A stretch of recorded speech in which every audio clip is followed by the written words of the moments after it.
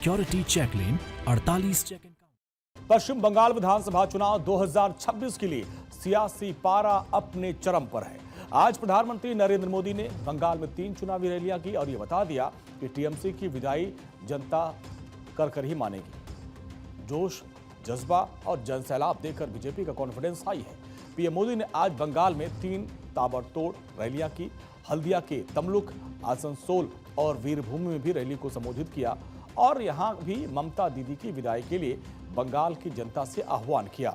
यानी आज पश्चिम बंगाल की धरती पर चुनावी सुनामी देखने को मिली। पीएम मोदी ने आज एक ही दिन में 3 मेगा रैलियां कर टीएमसी के किले को हिला दिया।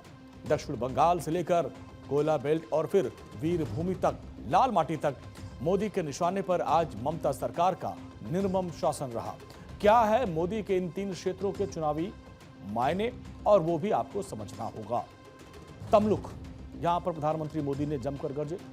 अधिकारी परिवार का गढ़ और विकास बनाम सिंडिकेट का यहां पे खेला चलता है। आसनसोल, माफिया राज का अंत और औद्योगिक पुनरुत्थान का बड़ा वादा किया है। वीरभूमि, हिंसा मुक्त राजनीति और भय से भरोसे का सफर का वादा किया है प्रधानमंत्री ने। आप अखबारों में पढ़ते होंगे, टीवी पर देखते होंगे, मेड इन इंडिया हथियार दुनिया भर में एक्सपोर्ट हो रहे हैं। लेकिन टीएमसी की दुर्नीति देखिए, यहां क्या हो रहा है। देश हथियार एक्सपोर्ट कर रहा है और टीएमसी की दुर्नीति देखिए, यहां फैक्ट्रियां क्या करती है, कच्चे बम बनाती है। कच्चे बम, गली मोहल्ले में कच्चे बम की फैक्ट्रियां चलाई है। बीरभूम में ही टीएमसी से जुड़े लोगों के घर से कच्चे बम के भंडार मिलते हैं।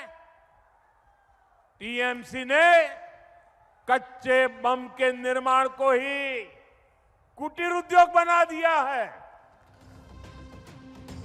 पीएम मोदी ने संदेश दिया कि केंद्र की योजनाएं बंगाल के द्वार पर टीएमसी की कटमनी की वजह से रुक गई हैं और इन 3 रैलियों के जरिए पीएम मोदी ने बंगाल के 3 बड़े वोट बैंक को साधा है।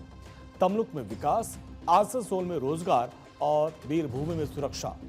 23 अप्रैल और 29 अप्रैल को होने वाले मतदान से पहले पीएम मोदी की ये मैराथन रैलियां बीजेपी कार्यकर्ताओं में जान फूंकने का काम कर रही है। पीएम मोदी ने आज बंगाल में परिवर्तन का नारा दिया और हल्दिया से सूरी तक इस सफर में उन्होंने स्पष्ट कर दिया कि इस बार मुकाबला भय बनाम विकास का होगा। अब देखना यह होगा कि 4 मई को जब नतीजे आएंगे तो ये रैलियां कितनी सीटों में तब्दील हो पाती हैं।